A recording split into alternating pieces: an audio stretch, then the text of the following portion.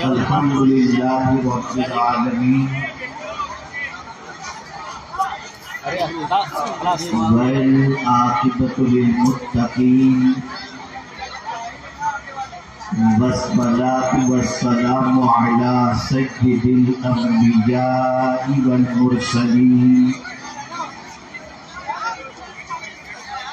وعلى آلہ واصحابہ الطیبین الطاہرین اما بعد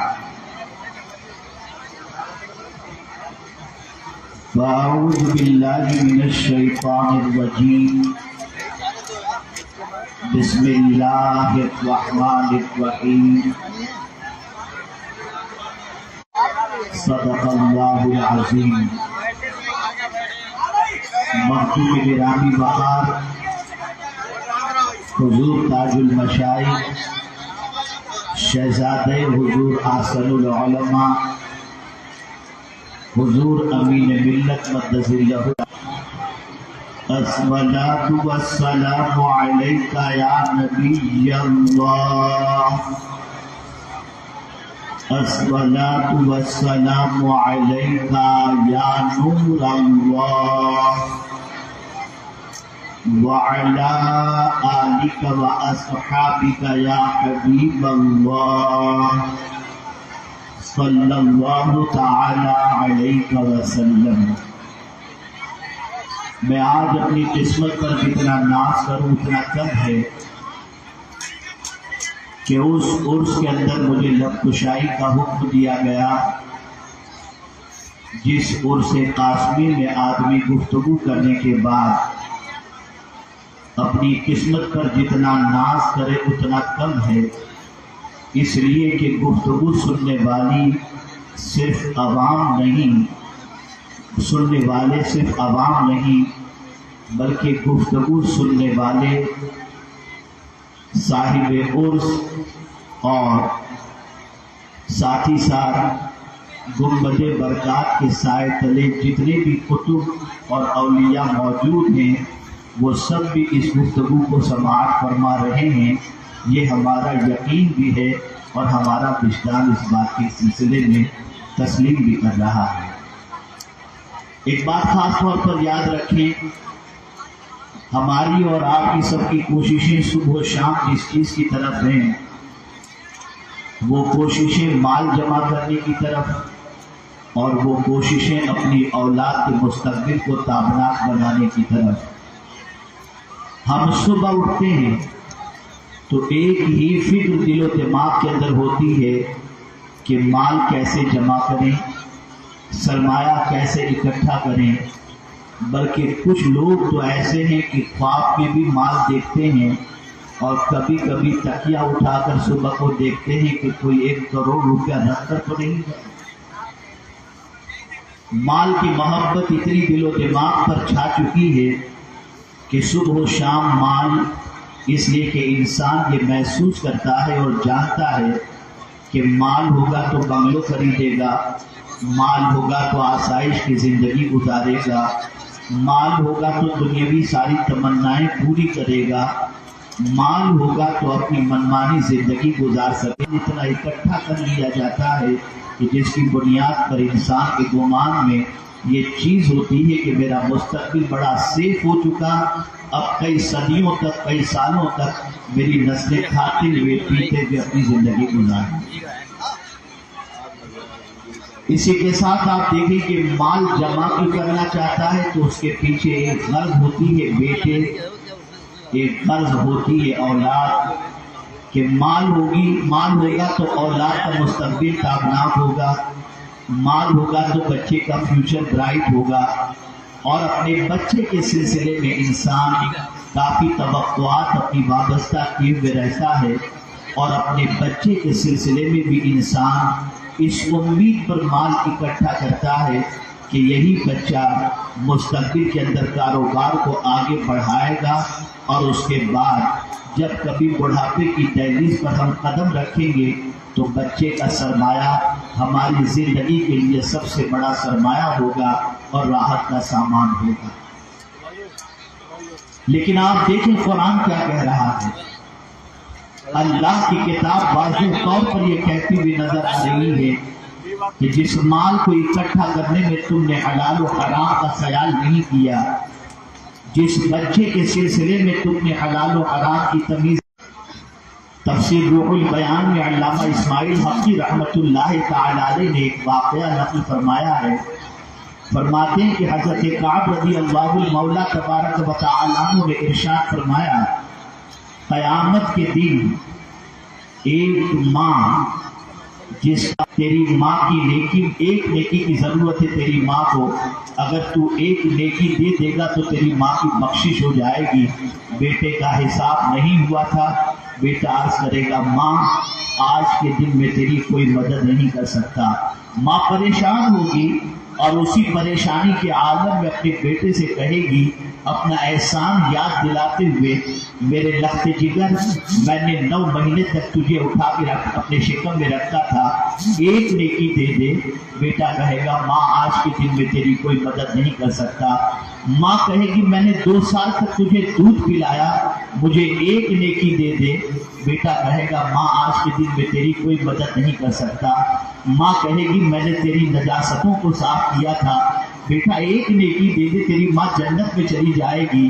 بیٹا کہے گا ماں آج کے دن میں تیری کوئی مدد نہیں کر سکتا، یہاں تک کہ ماں بہت عاجزی اور انکساری کرے گی، باوجود اس کے بیٹا اپنی ماں کو ایک نیکی نہیں دے گا۔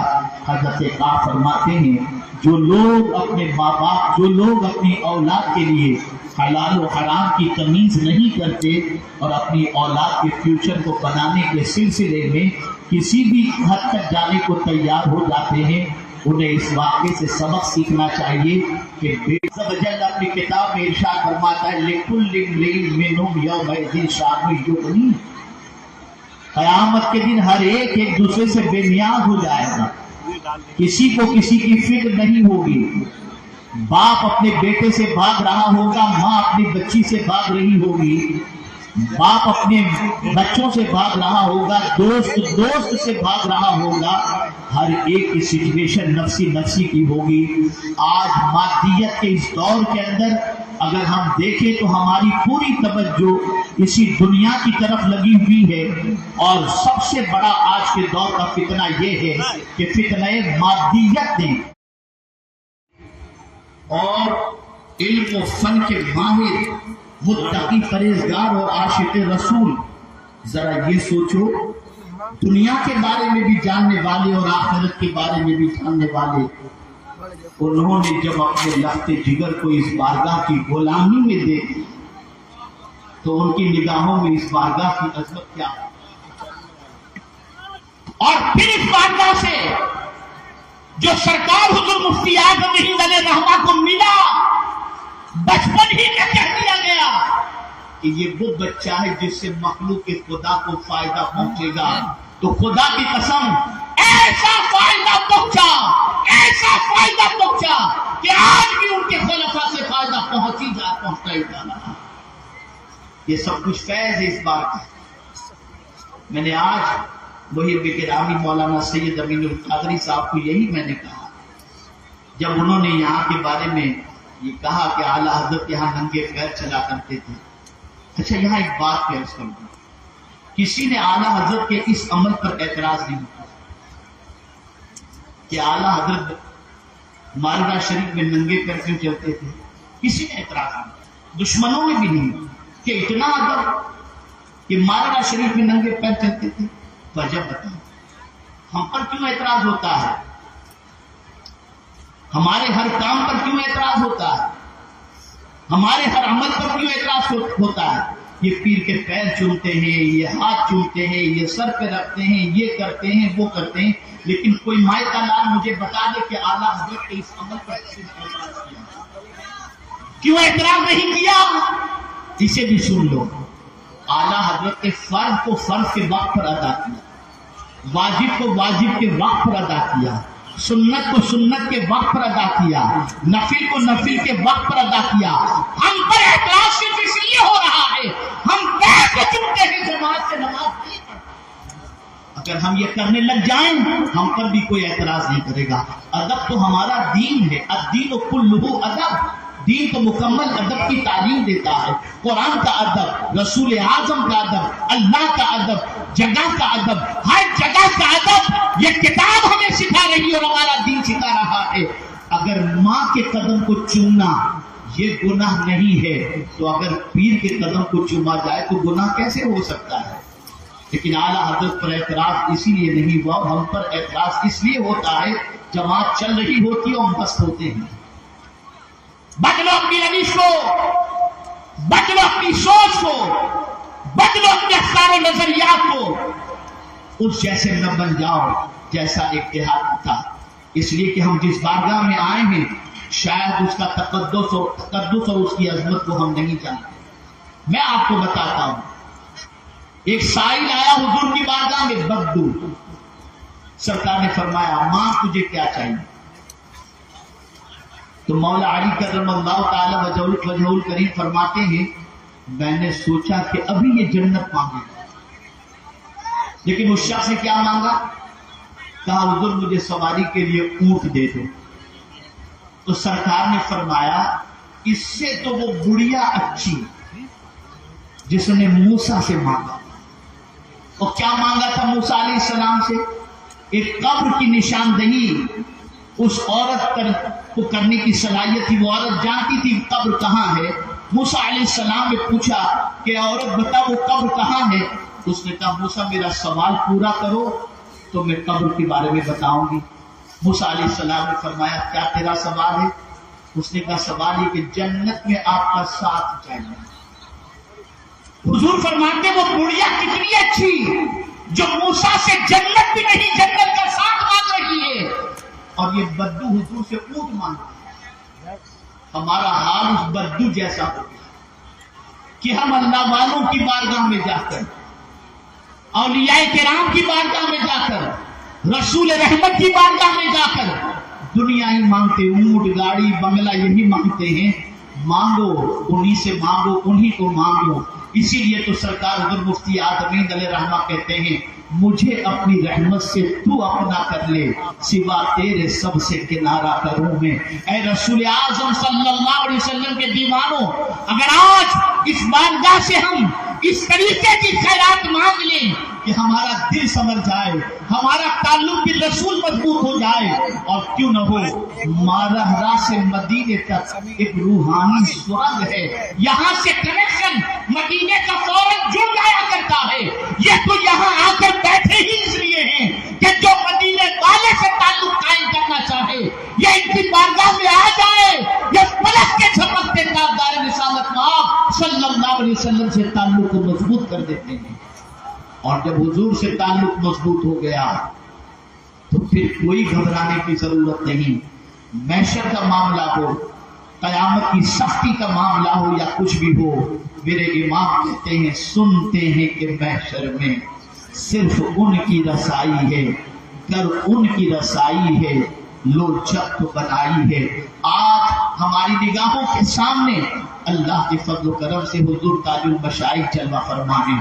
میں آپ کو کیا بتاؤں، کبھی کبھی رات کی تاریکی کے حوالے سے حضور شرف ملت اور حضور امین ملت جب فرماتے ہیں تو مجھے اتنی مسرت ہوتی ہے کہ ایسا محسوس ہوتا ہے کہ مجھے ایک روحانی ٹونک مل گئی۔ کئی دنوں تک میں اس کے سرور کو محسوس کرتا ہوں جب کوئی لکھی ہوئی کتاب حضرت کی خدمت میں پیش کی جاتی ہے تو حضرت فرماتے ہیں مولانا رات کو کبھی آنکھ کھلتی اور آپ کی کتاب سراہنے ہوتی ہے تو پڑھ کر کے آپ کو دعائیں دیتا ہوں۔ خدا کی قسم ان دعاؤں کا اثر وہی انسان محسوس کر سکتا ہے جس کے دل میں اس آل کی محبت موجود ہو اور اس عظیم خاصہ کی عظمت موجود ہو۔ اور یہ واقعہ آج کہ میں اپنی گفتگو کو ختم کرتا ہوں، جب ممبئی کی سرزمین پر حضور شرف ملت مقدس اللہ العالی انکم ٹیکس آفیسر کی حیثیت سے قیام پذیر تھے اور پہلا اجتماع تھا سنی دعوت اسلامی کا، میں حضرت کی خدمت میں حاضر ہوا تھا اور میں نے حضرت سے عرض کیا تھا کہ حضور آپ اجتماع میں تشریف لائیں یا پھر چل کر کے حضور اجتماع گاہ میں دعا کر دیں، تو حضرت نے فرمایا میں آتا ہوں دعا کر دوں گا۔ تو اجتماع کا کام چل رہا تھا، میدان دیکھنے کے لیے تشریف لائے، دعائیں بھی دی اور سب سے پہلا نذرانہ اجتماع کے لیے سب سے پہلا ڈونیشن اگر کسی نے دیا تو حضور شرف ملت نے عطا فرمایا۔ اور آج بھی ان کی دعائیں، ان کی شفقتیں، ان کی عنایتیں، ان کی محبتیں ہمارے شامل حال ہیں۔ اے رسول اعظم صلی اللہ علیہ وسلم کے دیوانوں، ان سے جڑ کر یہ نیت رکھو کہ یہ مدینے والے سے جوڑ دیں۔ یہ نیت رکھو، یہ نہیں کہ یہ دنیا کا پرابلم سالو ہو جائے۔ دنیا کے پرابلم تو سالو ہو ہی جائیں گے، مدینے والے مل گئے تو پھر کس چیز کی کمی رہے گی۔ اللہ تعالیٰ آقا کریم رؤوف الرحیم علیہ التحیۃ والتسلیم کے صدقہ و طفیل کہنے میں کوئی غلطی ہوئی تو اللہ تعالیٰ مجھے معاف فرمائے۔ میں پہلی مرتبہ اس منبر سے کچھ معروضات پیش کیا اور میں اپنی قسمت پر ناز کر رہا ہوں کہ اتنے عظیم منبر پر مجھے لب کشائی کا موقع نصیب ہوا۔ اللہ تعالیٰ ان اسلاف، ان بزرگان دین کے سائے کو ہمارے سر پر سلامت رکھے اور ان کی دعاؤں کے سائے بھی ہمیں اپنی زندگی کے سفر کو جاری رکھنے کی توفیق عطا فرمائے۔ وما علینا الا البلاغ المبین۔ السلام علیکم ورحمۃ اللہ۔